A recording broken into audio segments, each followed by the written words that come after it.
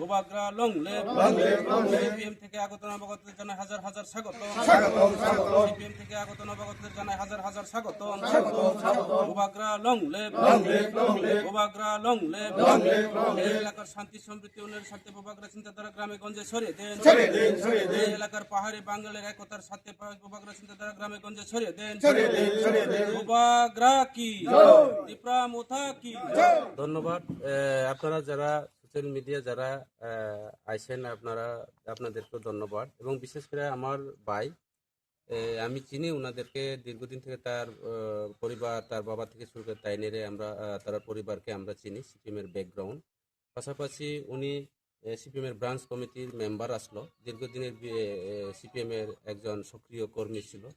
তাই আজকে দেখো কেন আছে আপনি যে প্রশ্ন করছে, দেখো একটা কথা আছে, বাংলা কথা, ফুলের গন্ধ বাতাসে লয়ে যায়, মানুষের গন্ধ মানুষ লয়ে যায়। ত্রিপুরা মুথার যে একটা চারিত্রিক, ত্রিপুরা মুথার যে চিন্তাধারা, ভারতীয় জনতা পার্টি আর ত্রিপুরা মুথার চিন্তাধারা, হয়তোবা ওনাদের সঙ্গে আমরা অ্যালায়েন্স পার্টনার থাকতে পারে, এবং অ্যালায়েন্স আমরা মতাদর্শ এক না। আমাদের যে চিন্তা ভাবনা, আমাদের যে মানসিকতা, আমাদের চিন্তা ভাবনা হয়েছে আমাদের রাজ পরিবারের আগে আমাদের মহারাজা বীর বিক্রম কিশোর থেকে শুরু করে আমাদের দীর্ঘদিনের যারা 184 জনের রাজারা যেভাবে পাহাড়ি বাঙালি জাতি জনজাতি একসাথে আমরা মিলার একটা স্বয়ং সম্পূর্ণ আমাদের কাছে সেটা অভিজ্ঞতা রয়েছে।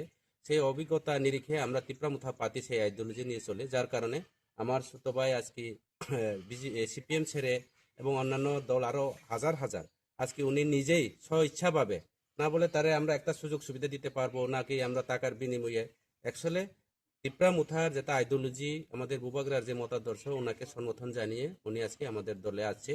এবং আজকে থেকে আমি ওনাকে আমার দলের একজন মেম্বার হিসাবে, আমার পরিবারের একজন সদস্য হিসাবে, ত্রিপুরার মুথার একজন সদস্য হিসাবে আমি মেনে নিলাম, এবং আগামী দিনে ওনার হয়ে বা ওনাদের সঙ্গে বা ওনার সঙ্গে আমরা কাজ করব এই এলাকার মানুষের সাথে। ধন্যবাদ।